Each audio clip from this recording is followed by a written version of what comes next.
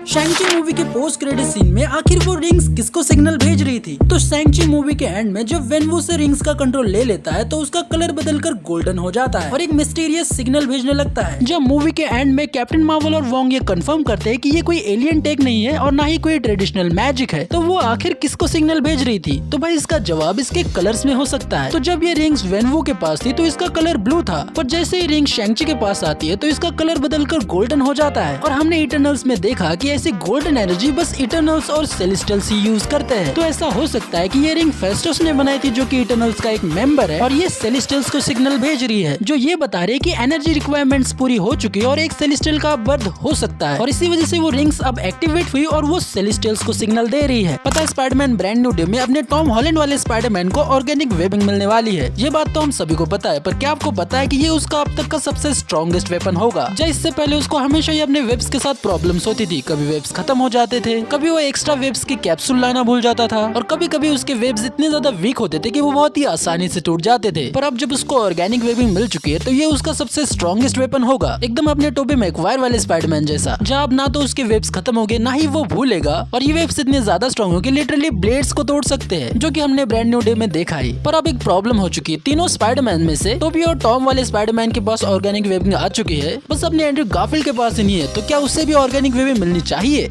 आखिर क्यों Thor love and thunder में ज़्यूस थॉर की मदद करने से मना कर देता है? तो भाई इसका रीजन ये नहीं था कि वो थॉर की मदद नहीं करना चाहता था, बल्कि वो असल में गॉड से डरता था। तो भाई गॉड दी गॉड बुचर की जो नेक्रोसॉर्ड थी वो हर गॉड को मारने के बाद और भी ज्यादा स्ट्रॉन्ग होती जा रही थी, और ऐसे में अगर ज़्यूस अपनी पूरी गॉड्स की आर्मी लेकर गॉड से लड़ने जाता तो गॉड की वो नेक्रोसॉर्ड लिटरली इनमॉर्टल हो जाती और वो ब्रह्मांड के सभी गॉड्स को मार देता। जहाँ इसमें ज़्यूस ने एक प्लान बनाया और थॉर को इनडायरेक्टली लाइटनिंग को सही यूज करना सिखाया, और फिर उसने थॉर को गॉड से लड़ने भेजा, जिसमें दोनों ही तरफ ज़्यूस का ही फायदा था। जहाँ अगर इस बैटल में थॉर मर जाता तो गॉर भी कमजोर होता और इसमें ज़्यूस उसको मार देता, और अगर गॉर मर जाता तो थॉर कमजोर होता, जिसमें ज़्यूस जाके उसको मार देता, और वो एक ही चांस में दोनों ही थ्रेड्स को एलिमिनेट कर देता। बल्कि इसकी वजह थॉर ने उसकी छाती में छेद कर दिया और उसका डंडा लेके भाग गया, और इसकी वजह से हमें एक और एंडिंग देखने को मिली। पता है, एक बार मैं फिर से हल्क का वो एंड गेम वाला स्नैप का सीन देख रहा था और मैंने एक चीज नोटिस की, हल्क स्नैप करते हुए बहुत ज्यादा स्ट्रगल कर रहा था और उसको बहुत ज्यादा पेन फील हो रहा था। पर उसी मूवी के एंड में जब आयरन मैन स्नैप करता है तो उसको इतना पेन नहीं हो रहा था और वो काफी आसानी से स्नैप कर देता है। और जब मैंने इसके बारे में रिसर्च की तो मुझे इसका जवाब भी मिल गया, और इसके एक नहीं बल्कि दो रीजन है। सबसे पहले जब हल्क स्नैप कर रहा था तो वो एक्चुअली में नताशा को वापस लाने की कोशिश कर रहा था, जो कि नेचर के रूल्स के एकदम अगेंस्ट है, क्योंकि स्टोन किसी नेचुरली मरे हुए इंसान को रीइंकार्नेट नहीं कर सकते। और इसी वजह से हल्क को इतना ज्यादा पेन हो रहा था, क्योंकि वो स्टोन के नेचर के अगेंस्ट वर्क करना चाहता था। और यही चीज वो मूवी के एंड में एक्सेप्ट भी करता है कि जब उसके पास स्टोन्स थे तो उसने नताशा को वापस लाने की कोशिश की थी, और इसी वजह से उसका हाथ इतनी बुरी तरीके से डैमेज हो गया। और रही बात की आयरन मैन ने उस स्नैप को इतनी आसानी से कैसे कर लिया, तो भाई उसका सूट उसके स्टोन की एनर्जी को इक्वली डिस्ट्रीब्यूट कर रहा था टोनी की पूरी बॉडी में, और साथ ही में फ्राइडे कंसिस्टेंटली उसको हीलिंग और पेन रिलीफ प्रोवाइड करती जा रही थी। बाकी अगर आपको आयरन मैन का असिस्टेंट मिल जाए तो आप कौन सा चूज करोगे, जारविस या फ्राइडे?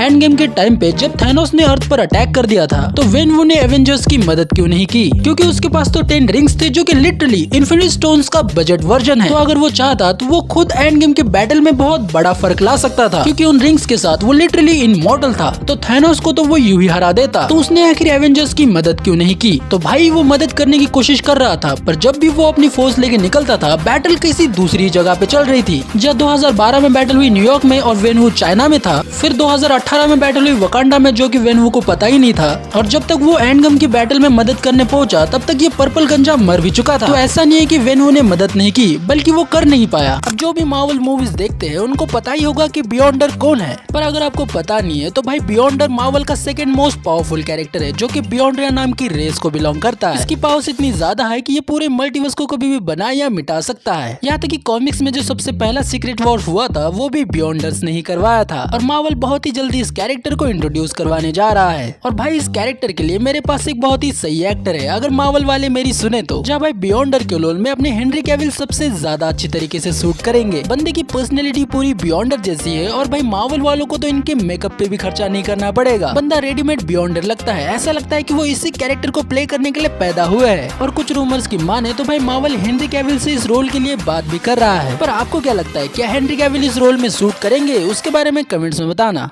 क्या आपने नोटिस किया डेडपुल एंड वुल्वरीन में डेडपुल के सभी वेरिएंट फाइट करने से रुक जाते हैं जब वो पीटर पुल को देखते हैं। पर भाई सच तो ये है कि कॉमिक्स में कोई भी ऐसा पीटर पुल नहीं है। पर यहाँ पे बात असल में अपने पीटर पार्कर यानी कि स्पाइडरमैन की हो रही है और कॉमिक्स में भी डेडपुल अपना बेस्ट फ्रेंड स्पाइडरमैन को ही मानता है। पर स्पाइडरमैन के राइट सोनी स्टूडियो के पास होने की वजह से वो इन मूवीज में उसको यूज नहीं कर सकते। तो इसी वजह से अपने रायन रेनॉल्ड्स ने दिमाग लगाया और पीटर नाम का एक नॉर्मल कैरेक्टर खड़ा कर दिया जिसके पास कोई पावर नहीं है पर वो अपनी पीटर पार्कर जैसा एकदम इनोसेंट बंदा है। तो असल में जब मूवी में पीटर पुल की बात हो रही थी तो वो पीटर पुल की नहीं बल्कि स्पाइडरमैन की बात हो रही थी। बाकी क्या आप ये जानते थे कमेंट्स में बताना। थैनोस, कैंग द कॉन्करर और डॉक्टर डूम में आखिर सबसे पावरफुल विलन कौन सा है? देखो भाई थैनोस ऑफ रॉ स्ट्रेंथ है जो अपनी पावर का प्रदर्शन करता है और जिसने हल्क को बिना किसी स्टोन का इस्तेमाल किए हराया था। वो ऑलमोस्ट सभी सुपर हीरोज को हरा सकता है पर बिना इन्फिनिटी स्टोन्स के उसकी कुछ लिमिट्स है। वही दूसरी तरफ कैंग द कॉन्करर जहाँ ये भी एक आर्मी इंसान है पर इसके पास हाईटेक टेक्नोलॉजी, कई साल का बैटल एक्सपीरियंस, यहाँ तक कि टाइम का भी कंट्रोल है। तुम लिटरली इसको यहाँ हरा दोगे और ये दूसरी टाइमलाइन से वापस आ जाएगा। पर अगर इसकी टेक्नोलॉजी ब्रेक हो गई तो इसे भी हराया जा सकता है। और वही डॉक्टर डूम, भाई ये बंदा ना सिर्फ टेक्नोलॉजी को यूज करता है बल्कि मैजिक को भी यूज करता है। ये टेक्नोलॉजी और मैजिक को एक साथ यूज कर सकता है, यहाँ तक कि ये गॉड्स की पावर छीन कर खुद गॉड बन गया था और साथ ही इसने थैनोस को बस एक ही झटके में मार दिया था। तो यहाँ पे clear cut villain doctor Doom निकलता है। बाकी आप क्या सोचते हो उसके बारे में कमेंट्स में बताना।